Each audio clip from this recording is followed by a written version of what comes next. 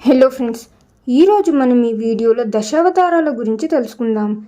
చాలామంది దశావతారాలు అనే పేరు విన్నారు, కానీ దాని గురించి పూర్తిగా అర్థం తెలియదు. అందుకే క్లారిటీగా వివరణతో మీ ముందుకు ఈ వీడియోస్ని తెస్తున్నాను. ఈ వీడియోస్ చాలా ఇంట్రెస్టింగ్గా ఉండబోతున్నాయి. దశావతారాలకు భారతీయ పురాణాలలో అత్యంత ప్రాముఖ్యత కలిగింది. అసలు దశావతారాలంటే ఏమిటి? ఎందుకు శ్రీ మహావిష్ణువు 10 అవతారాలు స్వీకరించాల్సి వచ్చింది? ప్రతి అవతారం ఈ ప్రపంచాన్ని రక్షించేందుకు ఎలా సహాయపడింది? ఈ వీడియోలో మీరు మొత్తం కథను తెలుసుకోబోతున్నారు. మీరు పొద్దున్నుంచి సాయంత్రం వరకు వీడియోస్ ఎన్నో చూస్తారు, కానీ ఇలాంటి వీడియోస్ కోసం కొంచెం సమయాన్ని కేటాయించండి. ఎందుకంటే ఇందులో కొత్త కొత్త విషయాలు ఎన్నో తెలుసుకోబోతున్నారు. ఇలాంటివి తెలుసుకోవడం వలన జ్ఞానం పెరుగుతుంది మరియు పురాణాలలో అసలు ఏం జరిగింది అనే చరిత్ర కూడా మీకు అర్థమవుతుంది. దశావతారాలు అంటే ఏమిటి అనేది ఇప్పుడు తెలుసుకుందాం. దశావతారాలు అంటే విష్ణుమూర్తి తీసుకున్న 10 అవతారాలు. సంస్కృతంలో దశ అంటే 10, అవతార అంటే రూపం, ఆవిర్భావం, పుట్టుక అని అర్థం. సాంప్రదాయం ప్రకారం భగవంతుడు భూమిపై ధర్మాన్ని స్థాపించేందుకు, అధర్మాన్ని నశింపజేయడానికి ఈ అవతారాలు తీసుకున్నాడు. అంటే ప్రతి అవతారం ఒక ముఖ్యమైన సందర్భంలో వచ్చింది. ఒకప్పుడు భూమి పాపంతో నిండిపోయింది, ధర్మం నశించిపోతుంది. అప్పుడు దివ్యంగా, భయంకరంగా, శక్తివంతంగా ఓ శబ్దం వినిపించింది. యదా యదా హి ధర్మస్య. అదే సమయంలో ఆకాశం చీలింది, సముద్రం చలించింది. విష్ణువు అవతరించాడు, కానీ ఒక్క అవతారం కాదు, 10 అవతారాలలో. ఇప్పుడు మనం 10 అవతారాల పేర్లను తెలుసుకుందాం. మొదటి అవతారం మత్స్యావతారం, అనగా చేప రూపం. రెండో అవతారం కూర్మ అవతారం, అనగా తాంబేలు. మూడవది వారవ అవతారం, అనగా పంది అవతారం. నాలుగవది నరసింహ అవతారం, అనగా ఆరది మానవ సింహం.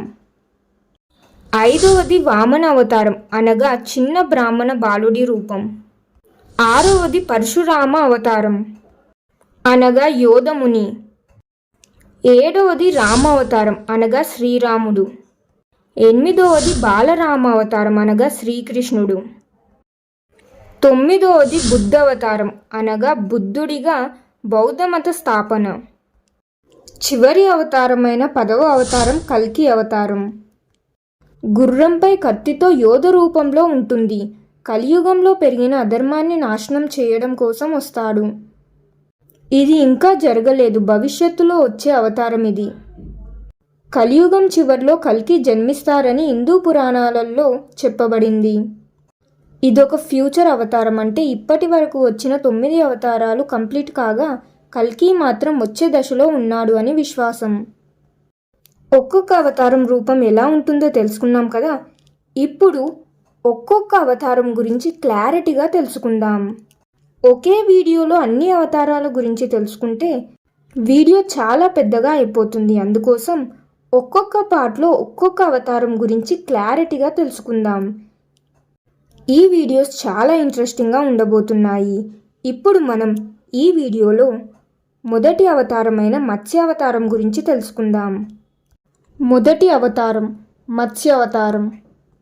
ఇది చేప కాదు, కాలాన్ని రక్షించిన శక్తి. ఒకప్పుడు సముద్రాలు అలజడిగా మారాయి, పాపం భూమిని కప్పేస్తుంది. అప్పుడే ఒక చిన్న చేప ఓ మహాశక్తిగా మారింది. పూర్వకాలంలో సత్యవ్రతుడు అనే రాజు ఉన్నాడు. తాను ధర్మాన్ని కాపాడే పాలకుడు. ఒకరోజు తనకు నది దగ్గర ఒక చిన్న చేప దొరికింది. రాజు దయతో ఆ చేపను కాపాడతాడు. కానీ అది రోజుకొకసారి పెద్దదవుతూ పోతూ ఒక టబ్బులోంచి ట్యాంకుకి, ట్యాంకు నుంచి కొలనుకు, కొలనుతో కుదరక చివరకు సముద్రం దాకా వెళ్ళింది. అప్పుడు ఆ చేప మాట్లాడింది. రాజా, నేను మత్స్య రూపంలో ఉన్న విష్ణువుని. ఒక మహాప్రళయం రాబోతుంది, ప్రపంచమే నీళ్లల్లో మునిగిపోతుంది. నువ్వు సిద్ధంగా ఉండు. ఒక పెద్ద పడవ తయారు చెయ్యి. వీలైనన్ని జంతువులను, విత్తనాలను, మునులను అందులో ఎక్కించు. ఆ పడవను నా శృంగానికి కట్టేయి. ఇక్కడ శృంగం అంటే చేప కొమ్ము అని అర్థం. నీకు నేను భవిష్యత్తు తెలియజేస్తాను అని ఆ చేప రూపంలో ఉన్న విష్ణువు చెప్పాడు. నిజంగానే ఒక రోజు రాత్రికి ప్రపంచమే నీటిలో మునిగిపోయింది. రాజు తన పడవలో జనుల్ని జీవుల్ని కాపాడాడు. ఆ పడవను ఆ చేప కొమ్ముకు కట్టి ఆ సముద్రంలో ఈదుతూ మత్స్యరూపుడైన విష్ణువు నౌకను సురక్షితంగా తీసుకెళ్లాడు. ఇక్కడ నౌక అంటే అర్థం విజ్ఞానం, సత్యం, ధర్మం యొక్క పత్రిక. జీవితపు ప్రళయాల నుంచి మనిషిని కాపాడే ఓ ప్రయాణ మార్గం.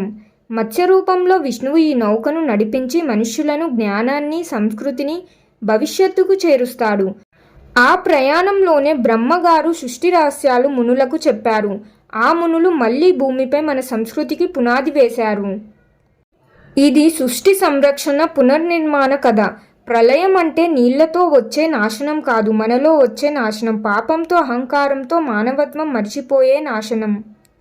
మత్స్యావతార సమయంలో విష్ణుమూర్తి మత్స్య రూపంలో పడవను తన కొమ్ముకు కట్టి సముద్రంలో ఈదుతూ భక్తులను, మునులను రక్షించాడని మనం తెలుసుకున్నాం. అయితే ఆ ప్రయాణంలో బ్రహ్మదేవుడు మనులకు ఏం చెప్పాడు అన్నది అసలైన హైలైట్. బ్రహ్మదేవుడు చెప్పిన విషయాలను ఇప్పుడు తెలుసుకుందాం. బ్రహ్మదేవుడు చెప్పినది సృష్టి రహస్యాలు, అంటే మనుషుల జీవిత పద్ధతులు, ధర్మం, సంస్కృతికి పునాది వేసే విషయాలు. వాటిని మన పురాణాలు ఇలా చెబుతున్నాయి. వేదాలు. బ్రహ్మదేవుడు మునులకు ఋగ్వేదం, యజుర్వేదం, సామవేదం, అథర్వవేదం వంటి 4 వేదాలను వివరంగా వివరించాడు.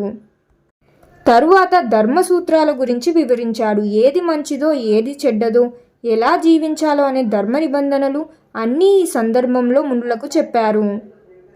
తరువాత యజ్ఞ పద్ధతులు, దేవతల ఆరాధన, పూజ విధానాలు మరియు ఆవనం.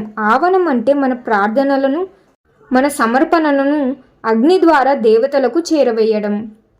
తరువాత జీవిత ధర్మాలు, బ్రహ్మచార్యం, గృహస్థం, వానప్రస్థం, సన్యాసం అనే 4 ఆశ్రమ ధర్మాలు చెప్పాడు. తరువాత వర్ణధర్మం అనగా వర్ణ వ్యవస్థ. బ్రాహ్మణ, క్షత్రియ, వైశ్య, శూద్ర వ్యవస్థలు ఎలా ఉండాలి, ఎవరు ఏ విధంగా కర్తవ్యం నిర్వర్తించాలి అన్నది వివరించాడు. తర్వాత కాలచక్రం. సృష్టి, స్థితి, లయం అంటే ఏమిటి, కాలం ఎలా తిరుగుతుంది, యుగాల మార్పు ఎలా జరుగుతుంది అన్నది వివరించాడు. బ్రహ్మం గారు చెప్పిన ఈ పునాది జ్ఞానమే తర్వాతి కాలాలలో ధర్మశాస్త్రాలు, పురాణాలు, ఉపనిషత్తుల రూపంలో అభివృద్ధి చెందాయి. అంటే అసలు మన సంస్కృతికి మూలం మత్స్యావతార ప్రయాణంలో బ్రహ్మం గారు చెప్పిన విషయాలే. ఈ విధంగా మత్స్యావతారంలో విష్ణువుమూర్తి వచ్చి ప్రపంచాన్ని చేప రూపంలో కాపాడుతాడు. ప్రళయం అంటే నీళ్లతో వచ్చే నాశనం కాదు, మనలో వచ్చే నాశనం. పాపంతో, అహంకారంతో మానవత్వం మర్చిపోయే నాశనం. ప్రతిసారి మనం తప్పిపోతున్నప్పుడు విష్ణువు ఒక చేప రూపంలో అయినా మనల్ని లాగి తీయటానికి వస్తాడు అనేది దీని అర్థం. మత్స్యావతారం మనకు చెప్పే పాఠం ఏంటి అంటే ఏ శక్తి అయినా చిన్నదైనా కావచ్చు, అది సముద్రాన్ని చీల్చగలదు. ఈ విధంగా విష్ణువు మత్స్యావతార రూపంలో సముద్రం నుంచి భూమిని కాపాడడానికి వచ్చాడు. తరువాత విష్ణువు తీసుకున్న 2వ రూపం ఒక ఖచ్చితమైన కారణం వల్ల వచ్చిన కూర్మ అవతారం, అనగా ఒక తాంబేలు అవతారం. విష్ణువు ఈ రూపంలో ఎలా వచ్చాడు అన్నది మనం పార్ట్ 2లో క్లారిటీగా తెలుసుకుందాం. నేను ఇంకా భగవద్గీతకు సంబంధించిన వీడియోస్ కూడా చేశాను. భగవద్గీత మొత్తం చూడాలి అనుకుంటే ప్లేలిస్ట్లో ఉంది, వెళ్ళి అది కూడా చూసేయండి. శ్రీకృష్ణుడు అర్జునుడితో చెప్పిన మాటలు మన జీవితంలో కూడా చాలా ఉపయోగపడతాయి. మరి ఈ వీడియోస్ని మిస్ అవ్వకుండా చూడాలి అనుకుంటే మన ఛానల్ని సబ్స్క్రైబ్ చేసుకోండి. మరియు నేను చేసే ప్రతి వీడియోకి లైక్ చేయండి. మీరు ఇచ్చే లైకే నాకు వీడియో చేయడానికి ఎంకరేజింగ్గా పనిచేస్తుంది. నేను చేసే హార్డ్ వర్క్కి మీరు లైక్ చేస్తారని కోరుకుంటున్నాను. మరియు నాకు సపోర్ట్ చేయండి. మరియు ఇలాంటి ఇంట్రెస్టింగ్ విషయాలను మీ ఫ్యామిలీ అండ్ ఫ్రెండ్స్తో కూడా షేర్ చేసుకోండి. మీకు ఈ వీడియోలో ఏమైనా డౌట్స్ ఉన్నా, మీ అభిప్రాయాలు ఏంటి అనేది కామెంట్స్లో తెలియజేయండి. దశావతారాలలో 2వ అవతారమైన కూర్మ అవతారం గురించి రేపు పార్ట్ 2లో తెలుసుకుందాం.